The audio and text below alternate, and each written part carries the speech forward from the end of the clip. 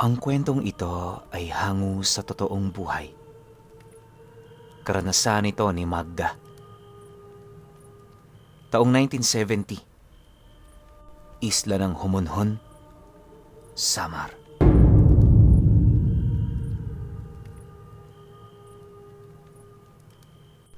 Ang Homonhon ay kabilang sa maliliit na isla ng Pilipinas. Ito ay matatagpuan sa gitnang Kabisayaan. Isang lugar kung saan maituturing na sagana ang mga likas na yaman. Pangingisda ang pangunahing ikinabubuhay ng mga tao.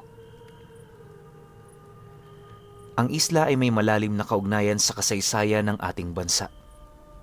Isa ito sa pinakatanyag na lugar noon dahil dito daw unang dumaong ang barko ni Ferdinand Magellan at ng kanyang ekspedisyon noong March 16, 1521.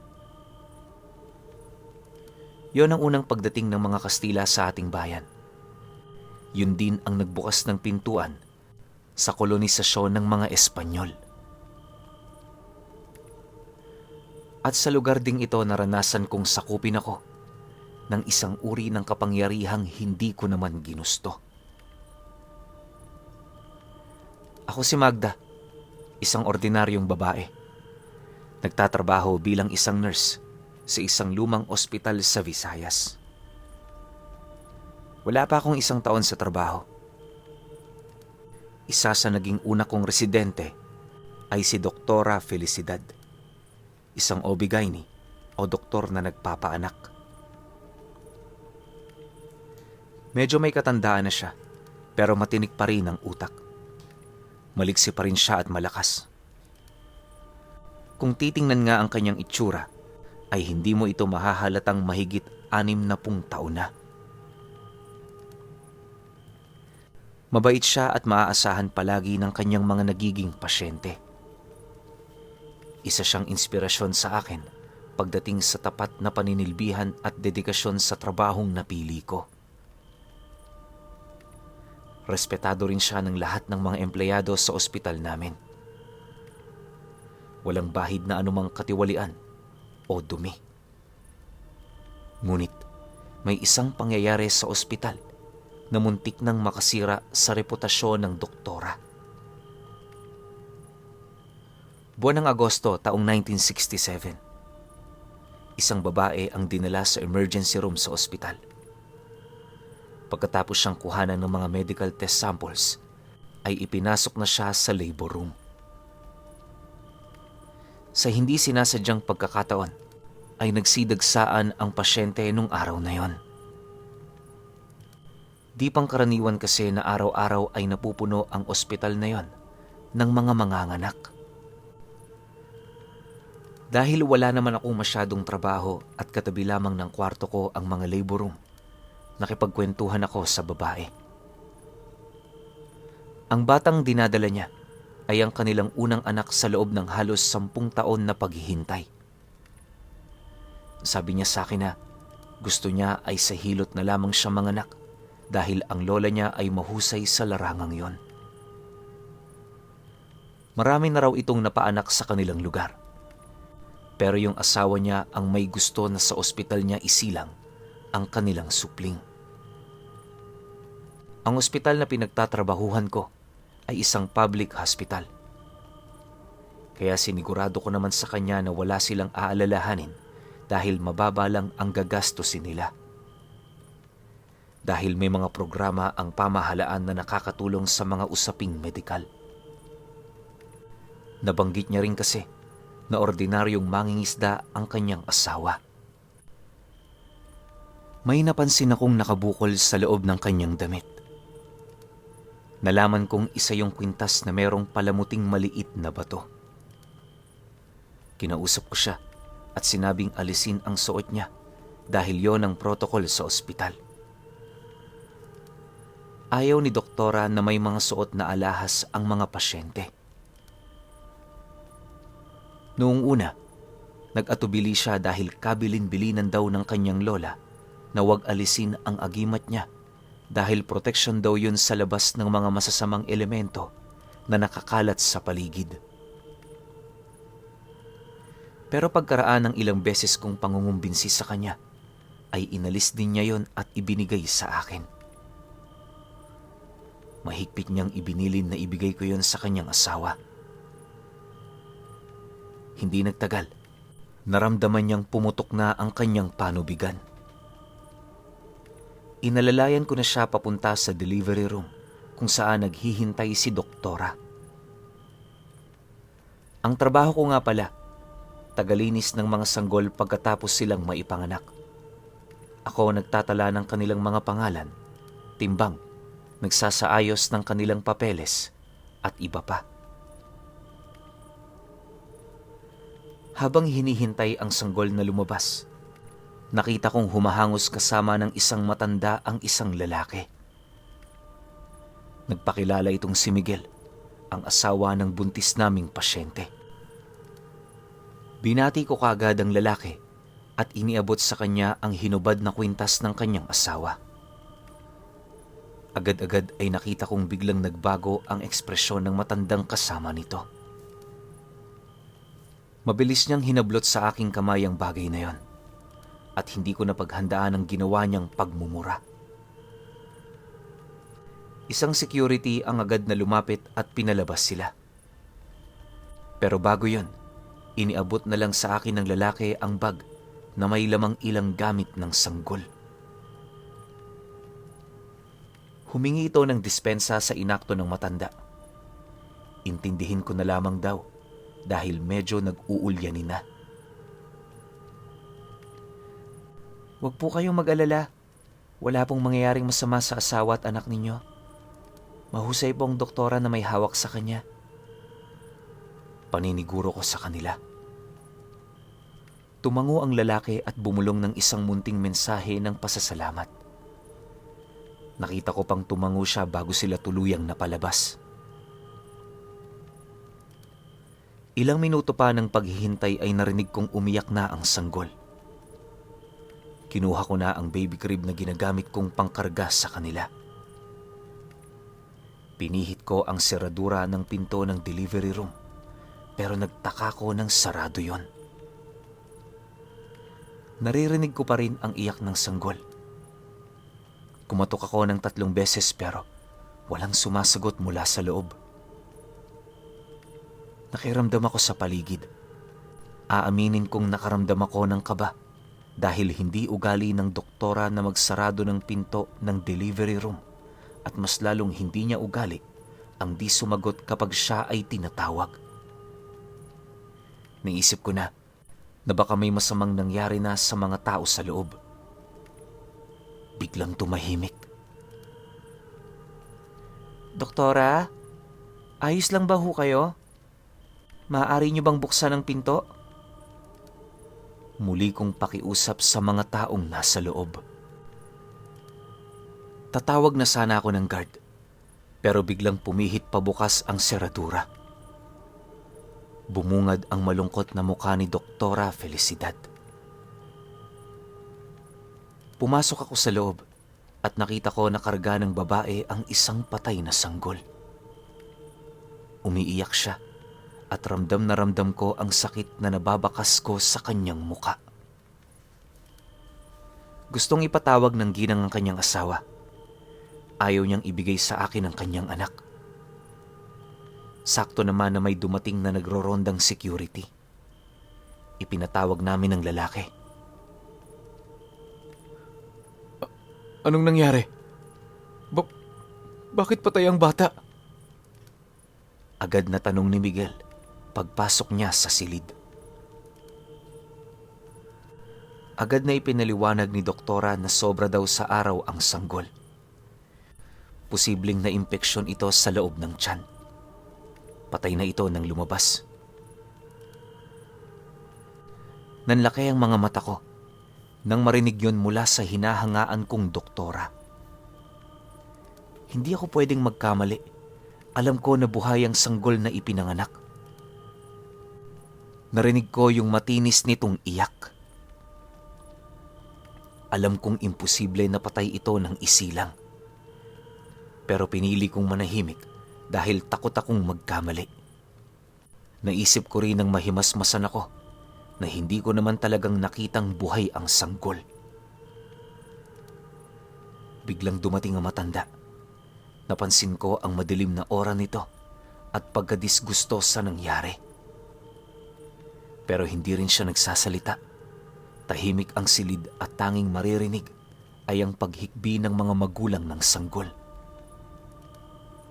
Nagpaalam na si Doktora Felicidad. Naiwan kaming tulala sa silid na yon. Ano ang nangyari? Bakit namatay ang apo ko? Napatanong ito pagkaraan ng ilang sandali. Inulit ko ang sinabi ni Doktora. Doon lang nagsalita ang ginang. Sabi nito ay nawalan daw siya ng malay habang isinisilang ang kanyang anak. Pagkagising niya, nakita niyang karga ng doktora ang sanggol at humihingi ito ng paumanhin dahil patay na ang bata. Hindi naniniwala ang mag-asawa na overdue ang kanyang pagbubuntis. Alaga naman daw kasi siya sa hilot at sa mga bitamina na ibinibigay sa kanilang maliit na center na nasa baryo. Akin na nga yung apo ko. Mataas ang boses ng matanda. Kinarga niya ang malamig na sanggol. Aalis na rin sana ako dahil alam kong parating na rin ang mga empleyadong mag-aasikaso sa patay. Pero bago pa man ako makaalis at makalabas ng pinto, ay may isang kamay ang biglang humablot sa akin. Anong ginawa niyo sa apo ko? Bakit may ganito? Ang tinutukoy niya ay ang nakita niyang itim na marka na hugis maliit na bilog sa bandang ulo nito. Nang dahan-dahan niyong pigain, ay may lumabas na konting sariwang dugo. Agad naman silang nagbigay ng kakaibang opinyon tungkol doon. Ang 2 butas daw na yon ay sugat galing sa matulis na dila ng aswang. Ipinilit ng matanda na alam niya ang itsura ng ganoong uri ng pangbibiktima ng mga ganoong nilalang. Ipinagtanggol ko ang doktor, pero hindi sila nakinig. Naging maingay ang kontrobersyal na yon sa buong ospital at sa bayan. Agad kumalat ang isang tsismis na meron daw aswang sa ospital na aking pinagtatrabahuhan. At isa si Doktora Felicidad sa kinasuhan. Pero tulad ng ibang laban, mayaman kontra sa mahirap, nabaliwala ang kaso. Hanggang sa tuluyang naapula ang apoy na nagpapaningas sa usapin na yon. Maging ang mga tao pagkaraan ng ilang araw, buwan at taon ay nabaon yon sa tuluyang pagkalimot. 3 taon ang lumipas. Isang medical mission ang nakatakdang maganap. Isang aktibidad na magiging isang magandang oportunidad para sa aming nag-uumpisa pa lang. Karagdagang karanasan, kumbaga. Ang isang medical mission bukod sa makakatulong kami sa mga kapuspalad na naninirahan sa mga liblib na lugar, ay mas mahahasa nito ang aming kaalaman at pagpapakatao sa pamamagitan ng paglilingkod na walang inaasahang anumang kapalit. Isang linggo ang nakalipas matapos ang maraming usapin tungkol sa aktibidades na yon. Nagkasundo ang lahat na gawin ito sa isla ng Homonmon, Samar. Naniniwala kasi sila yung pamunuan na yon ang pinaka-perpektong lugar upang pagdausan ng programa dahil bihirang makapagpatingin ng mga tao sa mga tunay na alagad ng medisina. Medyo may katagalan din ang naging biyahe namin. Habang nasa bus kami ay biglang bumuhos ang napakalakas na ulan. Parang nagbabadya ng isang bagyo. Pagtingin ko sa dagat ay masiglang masigla ang mga alon nito. Tanghali pa noon pero ang kalagitnaan ay parang gabi dahil sa nakapondong ulan sa ulap. Kakaiba ang hatid na lamig ng hanging dumadampi sa aking balat nung mga oras na yon.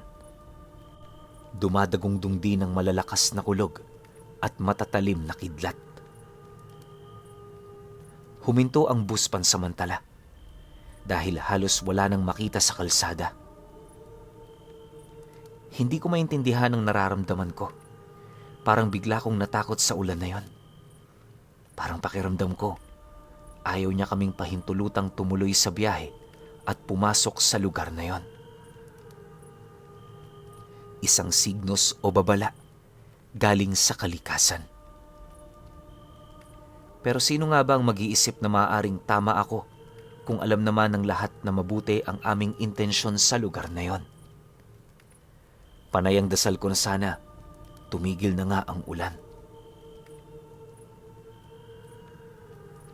Sa aking pagdarasal at paminsang-minsang pagmumulat ng mata, ay may napansin ako sa driver. Ang pwesto ko kasi noon ay doon lamang sa kanyang likod. Kaya malinaw ko siyang nakikita sa harap ng salamin ng bus. May kinuha ito sa kanyang bulsa at pagkatapos ay umusal siya ng isang tila dasal na hindi ko naman maintindihan. Pagkatapos nun ay may isinabit siya sa bintana ng isang kwintas na may palamuting kulay puting bato. Ilang saglit lang na ginawa niya yon ay biglang tumigil ang ulan at umaliwalas ang kalangitan. Manong, paano mo nagawa yon? Hindi ko mapigilan ang sarili ko na tanungin siya. Napabilib kasi ako sa ginawa niya. Ang sabi niya, taga roon siya sa baryong pupuntahan namin na matatagpuan sa isla ng Homonhon. Ang ginawa daw niya ay isa lamang daw pagpapakilala sa kalikasan na may basbas ang aming pagdating sa isla. Hindi ko naisip noon na baka nagkataon lang yung biglang pagtigil ng ulan. Ang galing kasi at bilib na bilib talaga ako. Dahil doon lamang ako nakakita ng taong may kakayahang gawin ng ganoong bagay. Hanggang sa narating na nga namin ang baryong yon. Bagamat matagal ang aming naging biyahe, sulit naman kami sa mga magagandang tanawin na nakikita namin sa isla. Isa na rito ang asul na dagat na merong puti, pino at malinis na buhangin sa dalampasigan. Sagana rin ito sa mga matatayog na puno at halaman. Ang sarap sa mata ng mga kulay berdeng kabundukan. May malinis na ilog yon na sabi ni Manong Driver ay maaaring pagkuhanan ng tubig na maiinom dahil sa taglay nitong kalinisan. Manghang-mangha talaga kami sa kagandahan ng kalikasan. Sino kayo? Anong kailangan nyo sa isla namin? Tanong ng isang matanda nang makita kami na bumababa sa bus. May bahid ng galit ang mukha ng matandang yon. Malakas din at may bahid ng otoridad ang kanyang pananalita. Subalit nang makita si Kuyang Driver ay nagbago ang ekspresyon nito. Ang pagsisimangot at galit ay napalitan ng isang matamis na ngiti. Marcelo! Apo ko! Ikaw ba yan? Paninigurado nito sa halos katabi ko ng lalaki. Agad namang tumango si Marcelo. Sinalubong niya ang masayang lolo at inialay dito ang isang mahigpit na yakap at halik. Lolo, ako ang nagdala sa kanila rito. Ganun ba? Anong gagawin nila rito? Tanong ng matanda, nakalaunay nalaman naming siyang pinuno sa baryong yon. Sinabi niya na magkakaroon kami ng medical mission sa baryo. Subalit biglang tumawa ang matandang lalaki. Isang klase ng pagtawa na akala mo'y binibiro lamang siya. Hindi na namin kailangan ng ganyan dito. Alam mo naman na mauhusay ang ating mga manggagamot, hindi ba? Nakaramdam ako ng konting pagkabahala sa sinabing yon ng matanda. Pakiramdam ko ay mukhang mapupurnada ang medical mission na yon dahil baka hindi nila kami tanggapin. Ang sinasabi niyang mga mauhusay na manggagamot ay hindi mga doktor, kundi mga albularyo at antingero. Alam ko yon dahil sa ganoong kaliblib na lugar, walang mangangahas na lumabas ng kanilang baryo para makakuha ng atensyong medikal. Umaasa lang kasi sila sa mga halamang gamot na alam kong wala namang kasiguraduhan kung totoo bang mabisa.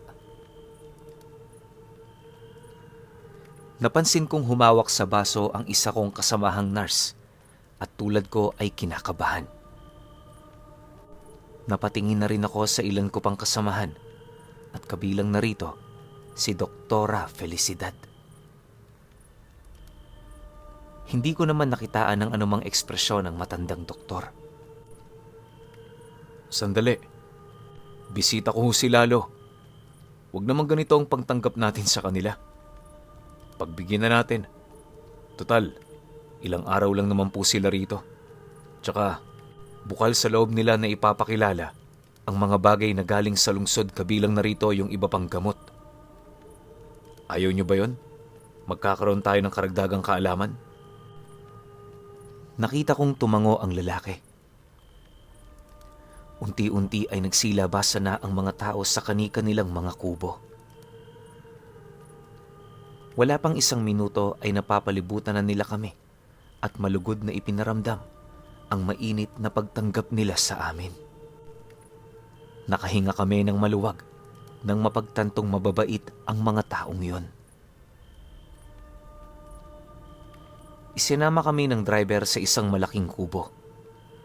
Nakipagkwentuhan muna kami sa kanila at nasabi nila na ang lugar ay ipinangalan dati sa isang general na sundalong Hapon. Ikinuwento pa nila ang ilang mahalagang kasaysayan tungkol sa kanilang komunidad. Habang nagkukwentuhan sila, hindi ko mapigilang igala ang aking mga mata. Nakikita ko ang dagat at sa likuran ko naman ay naroon ang isang malaking gubat. Tahimik ang lugar na yon, maging ang mga tao ay disiplinado sa ingay. Huminga ko ng malalim at sabik na sabik kong nilanghap ang malamig at sariwang hangin. Tumayo ako ng paunti-unti habang lumalayo sa grupo at mag-isang tinungo ang puting-puting dalang pasigan. Anong gagawin niyo rito? Muntik na akong mapatili nang biglang nagsalita ang lalaking bigla na lamang sumulpot sa aking tabi. Hindi ko na malayan ang kanyang paglapit. Napasinghap ako nang makita ko ang anyo ng lalaking yon. Akala ko'y magagalit ako sa nangyaring yon. Pero hindi. Mas lamang ang naramdaman kong paghanga sa kanya. Kakaiba ang kanyang angking kakisigan. Lalo pa't wala siyang suot na pang-itaas na damit. Tumabad sa akin ng matigas at bato-bato niyang katawan. Ang kanyang mga mata ay umaalab sa karisma. At ang katawan niya ay parang isang obra ng sining na nagpapakita ng lakas, kasipagan at katapangan. Para siyang isang karakter sa comics, isang bayani na hindi kayang lupigin ng kalaban. At ako, parang gusto kong maging biktima para iligtas niya. Ayos ka lang ba, Binibini? Ang malamyos niyang tinig ang gumising sa nag-uumpisa kong pagnanasa. Nakita ko siyang ngumiti. Doon pa lang ako nagising. Naramdaman kong uminit ang aking muka dahil sa labis na hiya. Nang mabawi ko ang sarili, ipinaliwanag ko sa kanya ang aming gagawing medical mission. Pero tulad nung naunang sumalubong sa amin kanina, pinagtawanan din niya ako Hindi daw nila kailangan ng iniaalok naming serbisyo. Hindi naman daw dahil sa hindi siya naniniwala sa aming advokasya. Meron na raw kasi silang sinusunod na pamamaraan ng panggagamot na minana pa nila sa mga magagaling na babaylan noong panahon bago pa dumating ang mga Kastila sa Pilipinas. Mas mainam daw ang natural na panggagamot dahil wala yung masamang epekto sa kalikasan at sa katawan ng tao. Ang tradisyonal na pamamaraan ay kanilang iniingatan at pinananatili dahil ipinamana pa sa kanila yon at itinuturing na yaman mula sa mga naunang henerasyon. Sinimulan niyang sabihin sa akin ang mga yon. Una niyang binanggit ang herbalismo. Ang mga halamang gamot daw tulad ng damo, halaman, ugat at iba pang likas na sangkap ay maaaring gawing tsaa, magamit sa lunas sa sugat, pampatulog at pampalakas ng katawan. Ang paggamit ng mga likas na elemento. Ito naman ay nagmumula sa iba't ibang mga likas na elemento tulad ng mga tubig sa bukal, lupa o hangin mula sa malinis na lugar. Ginagamit din nila yung panggamot at karamdaman at sakit na may kinalaman sa espiritual.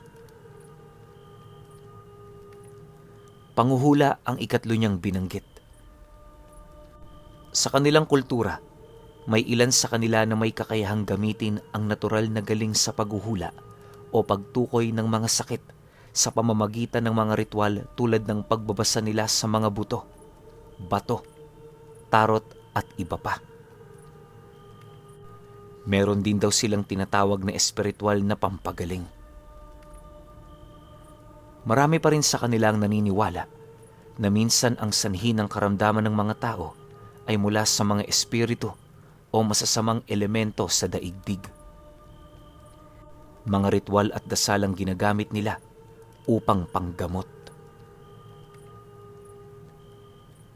Doon naisip ko na ang pinaniniwalaan nilang yon ay hindi naman basta-basta maiimpluwensyahan o mababago.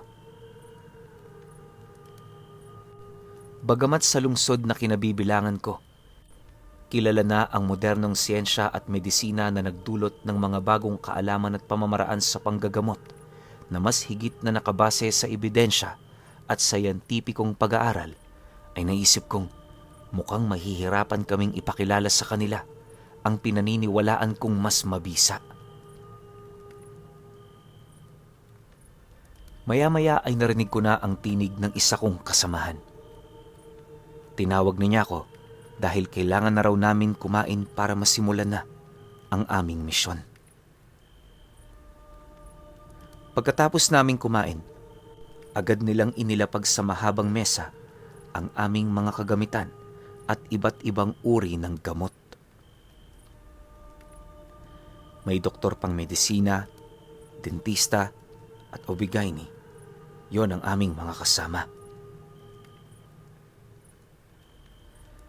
Dahil bago sa kanilang paningin ng mga bagay na nasa harapan namin, ang ilan sa kanila ay naging mausisa. Nagsilapitan sila, hindi dahil sa naniniwala sila sa amin. Gusto lang nilang subukan yung ipinapakilala naming bagong pamamaraan. Habang isinasagawa namin ang mga gawain, ay nakita ko ang lalaking kausap ko sa dalampasigan. Nakatanaw lang siya sa amin at nanonood. Hindi ko na lamang siya pinansin dahil alam ko na ang iniisip niya.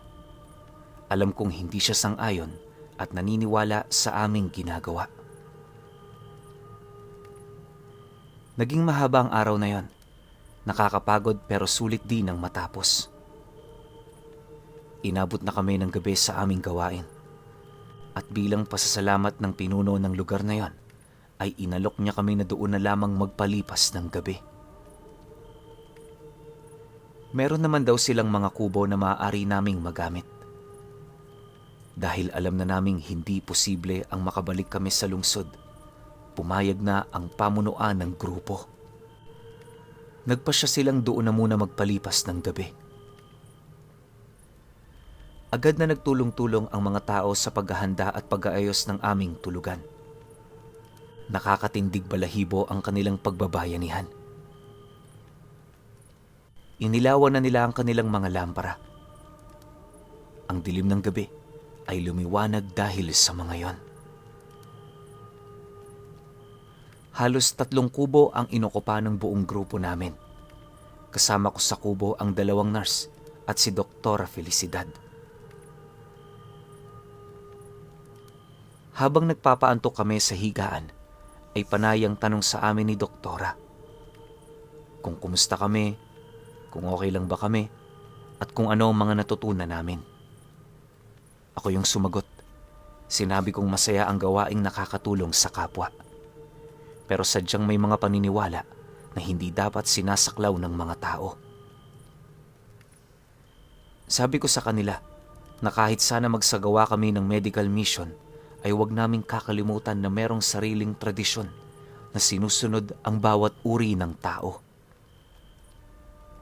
Ang sabi ko pa, napansin ko ang mga tao sa Homonhon ay masasabi ko na kumakapit pa rin at naniniwala sa mga makalumang paniniwala. At tulad ng pagpapakilala ng mga Kastila noon sa Kristyanismo, merong hindi sasang-ayon sa ginagawa naming yon. Nakita kong kumunot ang noo ng aking mga kasama. May isang nagsabi na sobrang lalim naman daw ng aking pahayag. Anong ibig mong sabihin? Tanong sa akin ni Doktora. Dinaan ko sa biro ang aking sagot. Sabi ko, nakilala ko kasi sa lugar na yon ang isa sa apo ng magigiting na bayani na nakidigma kasama si Lapu-Lapu. At sinabi ko sa kanila na hindi yon naniniwala sa amin dahil ang tangi nitong alam at pinaniniwalaan ay mas mahusay ang paraan nila ng panggagamot kesa sa mga alam namin. Kinontra yon ng aking mga kasama sa silid. Biglang nagkaroon ng mahalagang diskusyon sa loob ng silid na yon. Pero syempre, lahat kami ay nakapanig sa makabagong gamutan. Lumalalim na ang gabi. Napansin ko na tulog na ang lahat ng aking mga kasama. Hindi ako mapakali sa aking higaan. Hindi ako dinadalaw ng antok. Bumangon ako at habang nakaupo ay saglit akong nagmuni-muni. Huminga ng malalim at kinalma ang sarili. Pero nang mabaling ang tingin ko sa katabi kong doktora, ay bigla akong naalarma sa paraan ng kanyang paghinga. Malakas yun yung tipo na umaangat ang dibdib niya kapag siya ay hihinga. Niyugyug ko siya ng konti para magising, pero wala siyang reaksyon. Tinawag ko siya sa kanyang pangalan at lumakas na ang aking pagyugyug. Pero bigla siyang huminto sa paghinga. Sa pagkalito ay agad ko siyang nilapatan ng CPR. Pagkatapos ng pagbomba sa kanyang dibdib, ay isinunod ko naman ang pagbuga ng hangin sa kanyang bibig. Nakita kong bigla nang iminulat nito ang kanyang mga mata. Para siyang gulat na gulat. Nanlalaki ang kanyang mga mata habang nakanganga ang bibig. Bigla niya akong hinawakan sa braso. Masakit yun dahil bumaon sa balat ko ang kanyang kuko. Hanggang sa muli niyang ipinikit ang kanyang mga mata. Nawala na siya ng pulso pagkatapos. Namatay si Doktora Felicidad. Umiyak ako ng umiyak at humingi ng saklolo sa aking mga kasamahan. Hindi ko inaasahan na mangyayari ang trahedyang yon. Mabilis na kumalat sa komunidad na yon ang nangyari sa aming dalawa. Idiniklara na ng mga kasama naming doktor na patay na nga siya. Napuno ng lungkot ang paligid dahil sa pangyayaring yon. Dinala siya ng mga taga-roon sa kanilang punong manggagamot. Walang iba kundi ang lalaking kausap ko sa tabi ng dalampasigan. Pero tulad ng mga doktor, sinabi nitong wala na rin siyang magagawa. Kaya niyang gumamot ng may sakit, pero hindi na niya kayang bumuhay ng patay. Madaling araw pa lang noon pero inayos na ng driver namin ang bus. Kailangan na rin kasi naming madala agad sa morgue ang bangkay ng doktor. May mga sumama ng umuwi pero ang sabi ng driver ay kailangan munang manatili ng iba sa isla dahil bawal daw umanong maraming sakay kapag may patay sa loob ng sasakyan. Bale 7 kaming naiwan, 3 lalaki at 4 na babae. Yung isa sa mga kasamahan ko, 4 na buwan ng buntis. Pagsapit ng umaga, hindi nagbago ang pakikitungo sa amin ng mga taong naninirahan doon. Asikasong-asikaso pa rin nila kami. Busog na busog sa mga biyaya ng kalikasan at ng dagat. Habang kumakain, nararamdaman ko ang pangingirot ng braso kong nasugat ata sa kuko ni doktora. Ayos ka lang ba? Tanong sa akin ng aking kasamahan na hindi ko kaagad nasagot. Nakaramdam ako ng pag-iinit. Para akong inaapoy ng mataas na lagnat. Hanggang sa huli kong narinig ay ang sigaw ng isa kong kasamahan. Hindi ko na alam kung ano nangyaring kasunod. Nagising na lamang ako na nakahiga sa loob ng di pamilyar na kubo. Sa loob ay napansin ko ang hindi mabilang na mga anting-anting na nakasabit sa mga dingding at kisame. Merong iba't ibang hugis, kulay at sukat ang bawat isa. Ang ilan sa mga ito ay gawa sa mga buto ng hayop at halaman, habang ang iba naman ay inukit mula sa kahoy at metal. Nakarinig ako ng mga kaluskos. Ewan, pero parang pakiramdam ko ay naging matalas ang aking pandinig at pandama. Medyo nahihilo pa ako pero sinubukan kong tumayo. Pero aksidente kong nasagi ang isang sanga na nakasandal sa higaang yon. Hindi ko maintindihan kung bakit ako napaso. Mahapdi ang balat ko na nadantayan nito. Inisip ko na baka allergic reaction yun ng aking katawan. Kaya maingat ko yung iniwasan. Paglabas ko ng kubong yon, ay doon ko nakitang gabi na. Nawala ang mga mumunting kaluskos at tumahimik na ang paligid. Nagmasid ako sa kapaligiran. May mga nakikita akong liwanag sa tabi ng dalampasigan. Lumapit ako ng konti at sa distansya kong yon, nakita ko ang kanilang ginagawa. Isang ritual yon ng kanilang grupo bilang pagbibigay-pugay sa karagatan. May mga nakita akong naghahain ng mga bulaklak, kahoy at alagang hayop. Ayon sa nalaman kong paniniwala nila na ang kanilang ginagawa ay nagdudulot ng kapayapaan at kaligtasan sa kanilang komunidad. Pagbibigay galang din yon at balik handog sa mga biyayang bigay ng dagat. Yun rin ang pagkakataon nila para magbahagi ng kanilang mga karanasan sa dagat, tagumpay sa buhay at kwento ng kabayanihan. Sa patuloy kong panonood sa kanila, ay nakita kong nag-aalay rin sila ng mumunting mga palabas. Umaawit sila ng mga awiting may liriko na tungkol sa pagpapahayag ng mga saloobin at pagsinta sa karagatan. Sumasayaw din sila at tila sumasabay sa ritmo at alon ng dagat. Napangiti ako. Mahusay palang umawit at sumayaw ang makisig na binata. Hindi ko na sila inisip na gambalain pa. Medyo nararamdaman ko kasi na parang bigla ulit umalinsangan ang paligid. Pabalik na ako sa kubo na tinutuluyan namin. Ngunit natigilan ako nang may nakita akong anino na papasok sa bungad ng gubat. Palihim ko yung sinundan. Hindi ko maintindihan kung bakit. Madilim sa parte na yon pero malinaw kong nakikita ang bawat detalye sa aking dinaraanan.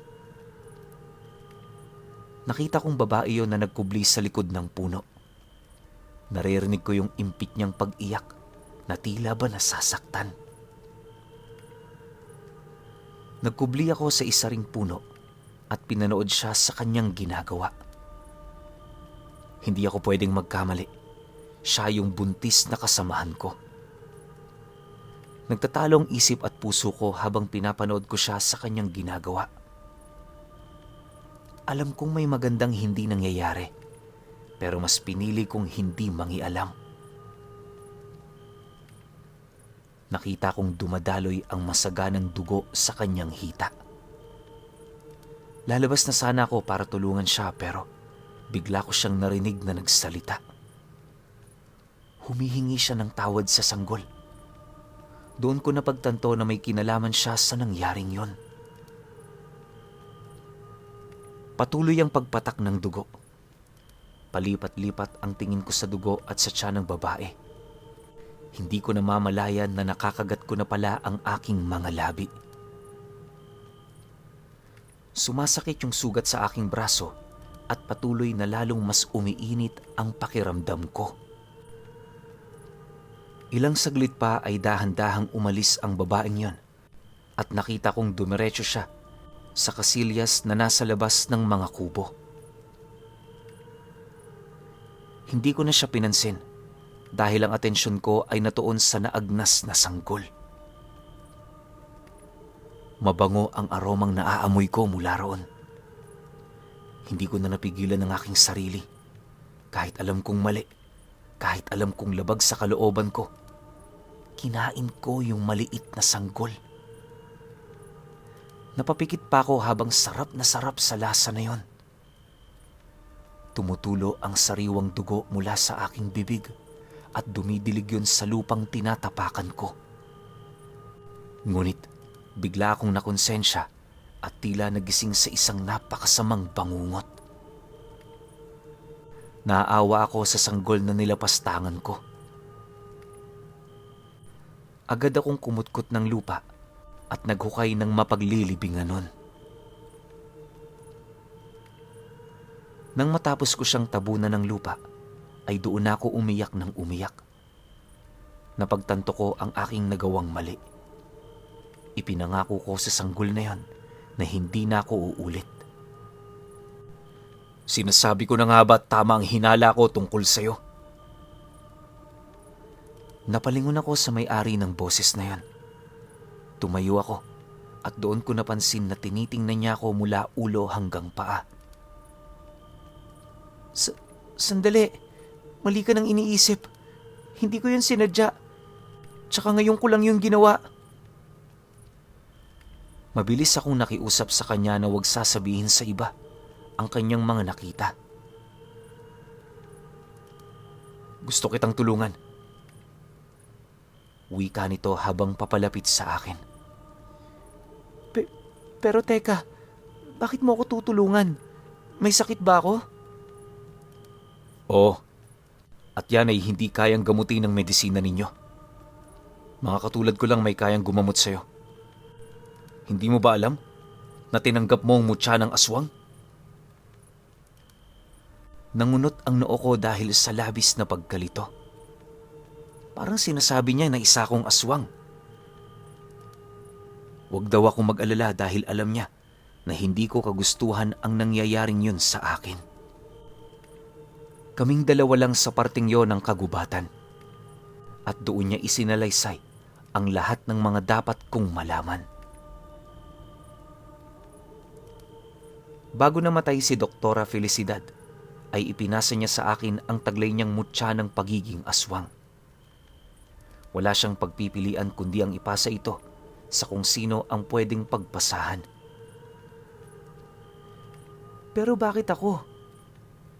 Mariin kong tanong sa kanya. At inulit niya ulit ang sinabi niya.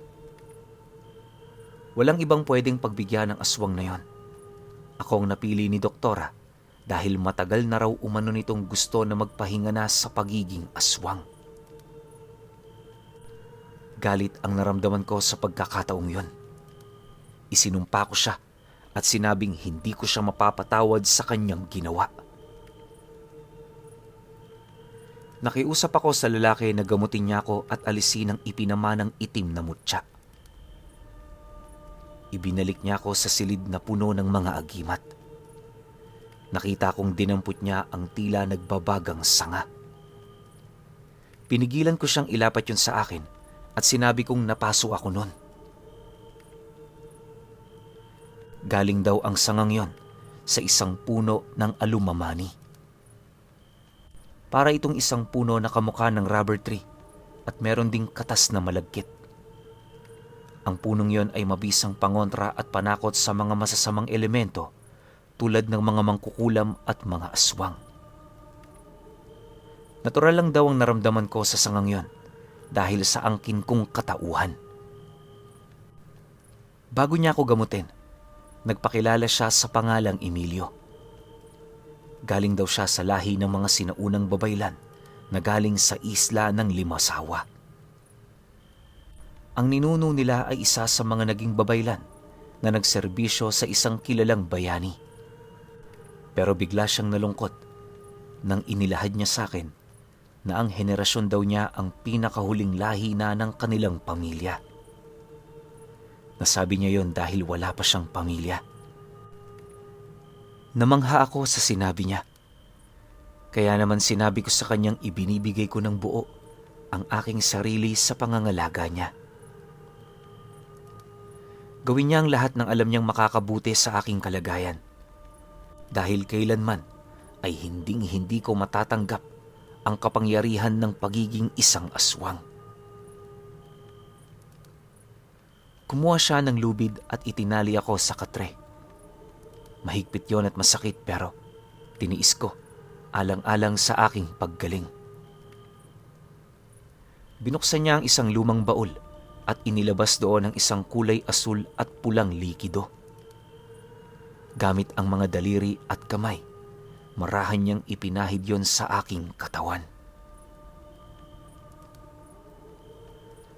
Habang ginagawa niya yon ay para akong baliw na nagtatanong ng iba't ibang bagay na may kinalaman sa aswang. Tinanong ko siya kung totoo bang namamatay sa saksak ng isang matulis na kawayan ang mga aswang. Tumawa siya at sinabing namamatay nga ang aswang sa ganoong paraan. Tapos ang sabi ko, sa bagay, kahit naman tayo matitigok kapag ginawa yan sa atin, hindi ba? Sinundan ko yon ng malakas na paghalakhak. Mamaya lang, hindi mo na magagawang tumawa. Pagkasabi pa lamang niya nun, nagsimula na akong maglaway ng malapot at mahabang likido. Hindi ito napuputol maski gaano yun kahaba. Hindi na boses kong lumalabas sa aking bibig, kundi mga malalakas at mabangis na ungol. Hinawakan niya ang aking sentido at ang huli kong narinig na sinambit niya ay alamin ko raw ang buhay na pinanggagalingan ng mutya. Nagising na lamang ako sa isang hindi kilalang silid. Nakakaramdam ako ng labis na kalungkutan.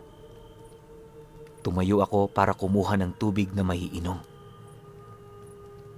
Ngunit nang matapat ako sa isang salamin ay nakita ko ang aking itsura. Isang dalaga na may maputing balat at nagmamay-ari ng isang maamong muka. Nakita ko ang sedula niya na nagkalat sa sahig. Felicidad ang nabasa kong pangalan niya. Doon ko napagtanto na nakasanib ako sa batang katawan ng doktora. Nalaman ko na isa pala siyang ulila. Bata pa lamang nang mamatay sa aksidente ang kanyang ama. Ang kanyang ina ang mag-isang nagtaguyod sa kanya hanggang sa kanyang paglaki. Subalit lumipas ang mga taon ay nagkaroon ng karamdaman ang kanyang ina. Bago pa lamang siyang doktor noon. Nang magkasakit ang nanay niya, ay nalaman niyang walang lunas ang kayang gumamot sa karamdaman nito. Halos mawasak ang puso nang maramdaman ko ang labis niyang kalungkutan nang makita ang nanay niya na hindi na humihinga. Pakiramdam niya ay nawalan siya ng direksyon ng mga panahong yon at nawala ng saysay ang pagiging doktor niya dahil hindi niya nailigtas ang pinakamahalagang tao sa buhay niya. Nalugmok siya dahil sa labis na lungkot. Tila naalis ang kulay ng mundo dahil sa kanyang pagdadalamhati. Hindi niya matanggap ang pagkawala nito. Dumating sa punto na ninais nitong takasan ng mundo at tapusin na ang kanyang paghihirap at pangungulila. Kumuha siya ng lubid at itinali yon sa itaas ng bubong nila. Tumungtong siya sa silya. Binanggit niya ang mga katagang handa na raw siyang mamatay. Ngunit bago pa man mangyari yon, ay isang pangitain ang biglang nagpakita sa kanya. Isang matandang babae yon na may suot na purong itim na bestida. Nangingitim ang ibaba ng kanyang mga mata. Meron siyang mahabang kuko at parang naaagnas na ang katawan. Meron itong lumalabas na itim na mutya sa kanyang bibig. Papalapit ng papalapit ang mukha nito kay Felicidad. Ilang beses na itong umiling at tumanggi. Subalit hindi niya maigalaw ang kanyang katawan. Hanggang sa isinubo sa kanya ang mutya. Isang malakas na suntok sa sikmura ang kanyang natanggap mula sa nilalang na yon. At nalunok niya ng diretso ang mutya ng aswang. Pagmulat ng kanyang mga mata, kinabukasan ay sobrang gaana ng kanyang pakiramdam. Ang lungkot ay biglang nawala. Inisip niyang bumalik sa trabaho. At doon na nagsimula ang ilan niyang nagawang pagkakamali. Ang huli kong nakita ay noong humaba ang dila niya pagkaraang magsilang ng malusog na sanggol. Isang babae. Binutas ng dilang yon ang ulo ng sanggol hanggang sa ito ay mamatay. Totoo nga ang hinala ko. Ipinanganak na buhay at malusog ang batang yon. Pero pinatay at sinipsip nito ang dugo. Pagkatapos niyon ay bigla siyang umiyak ng umiyak. Ayaw na niya. Ipinangako niya sa sarili niya na ititigil niya na ang mali niyang ginagawa. Yun na ang huli. Dahil ipinangako niya sa sarili na tatapusin na niya ang kanyang paghihirap. Ang nahuli kong nakita ay kung papaano niya yon naisalin sa akin. Yung masakit na pagbaon niya ng kuko sa aking balat, doon dumaloy ang itim na likido na siyang nagpawala ng aking ulirat. Sandali lang yon, mga ilang segundo lang, at agad lumabas sa bibig niya ang itim na mutya. Diretso yon sa nakabuka kong bibig. Malaya na ako. Yon ang huli kong narinig na salita niya. Nagising akong masakit ang ulo. Nakita ko sila. Marami ng tao ang nanonood sa akin. May iilang kalalakihan at katandaan na rin ang naroon na nagsasagawa ng ritual. Ginawa nila yon para sa aking ikagagaling. Sumasayaw din sila habang may hawak na espada. Ang sangdatang yon, nakalaunay nalaman kong isang kampilan o isang tradisyonal na tabak na ginagamit ng mga lumang tao noong araw. Ito ay mahaba at malapad na talim. Ang disenyo nito ay karaniwang merong isang malaking talim na nagiging makinis papunta sa dulo. Ayon sa kasaysayan, ang mga ganoong sandata ay ginagamit ng ating mga ninuno sa pakikipagdigma. Napansin ko rin ang tumatagos na usok mula sa ilalim ng katring hinihigaan ko. Napakabaho nun. Parang nakakaramdam ako ng labis na pangangati ng lalamunan. Suob daw kung tawagin. Ang usok ay nanggaling sa sinunog na iba't ibang uri ng halamang gamot. Hindi madali ang pag-aalis ng mutya sa iyong katawan. Pero gagawin ko ang lahat para matupad ko ang aking pangako sa iyo. Narinig kong sabi ni Emilio. Nakaramdam ako ng labis na pagkahilo. At doon ako nagsimulang sumuka ng sumuka ng kulay itim na likido. Hindi ko yun mapigilan. Napansin kong sinugatan niya ang kamay niya gamit ang kampilan at ipinatak sa aking bibig ang butil ng kanyang dugo. Naramdaman kong parang hinalukay ang aking tiyan. Mainit na mainit. At sa panghuli kong suka, doon lumabas ang kulay itim na bato. At ang huli kong narinig ay ang malakas na sigawan at palakpakan ng mga tao. Ayos ka na ba? Ibinaling ko ang aking paningin sa aking bayani. Isang ngiti ang isinagot ko sa kanya. Tuwang-tuwa ang mga tao dahil magaling na ako. Unti-unti nang natapos ang panggagamot at nilisan na nila ang silid na yon para daw ako'y makapagpahinga. Malaya ka na. Wala nang mutya sa iyong katawan. Sabi ni Emilio, sabay inilabas ang 2 malalalim na biloy sa kanyang mga pisngi. Hindi ko mapigilan ang aking sarili na sabihin at aminin sa kanya na tama siya sa mga sinabi niya sa akin nang una kaming magkausap.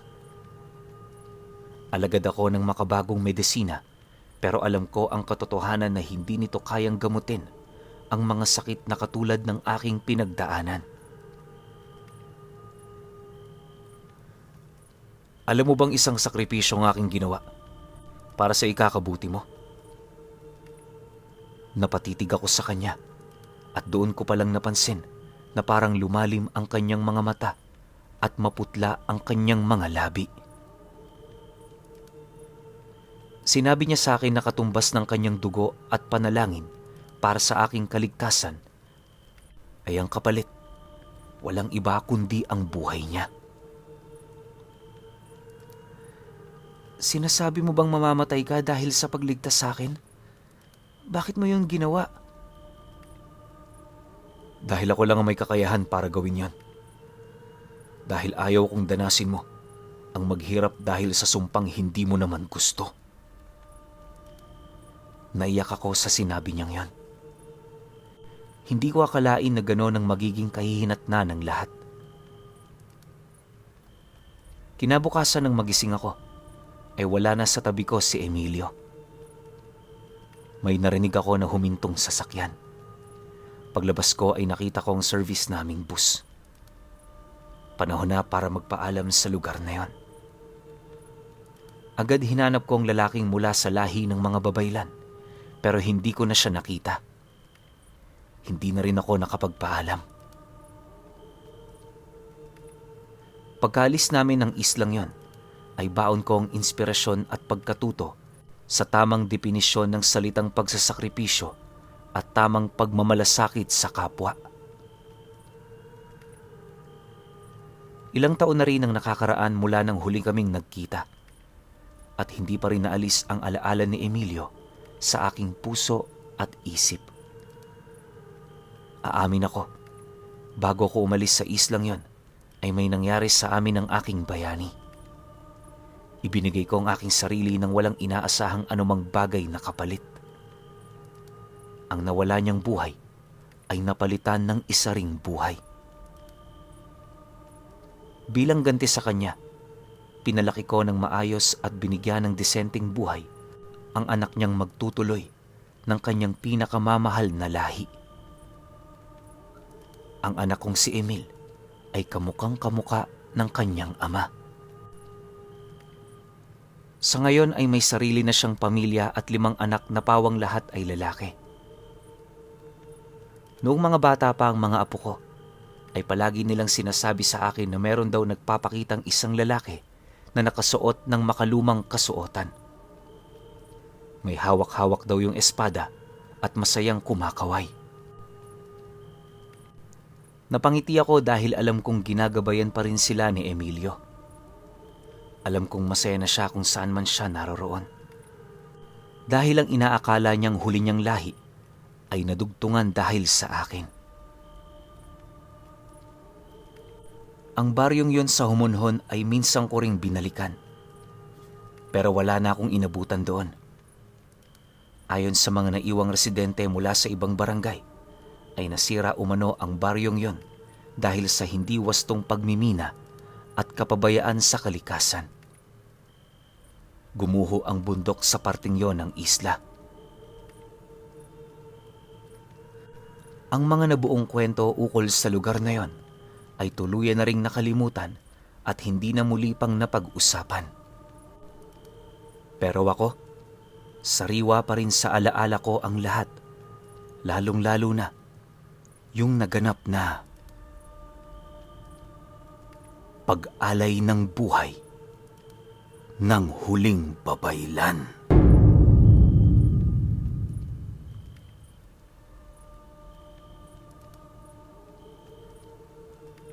Okay, opinyon ko sa buong kwento. Napakaganda nito, lalo na yung twist. Alam ko marami sa inyong lahat nagulat. Bakit?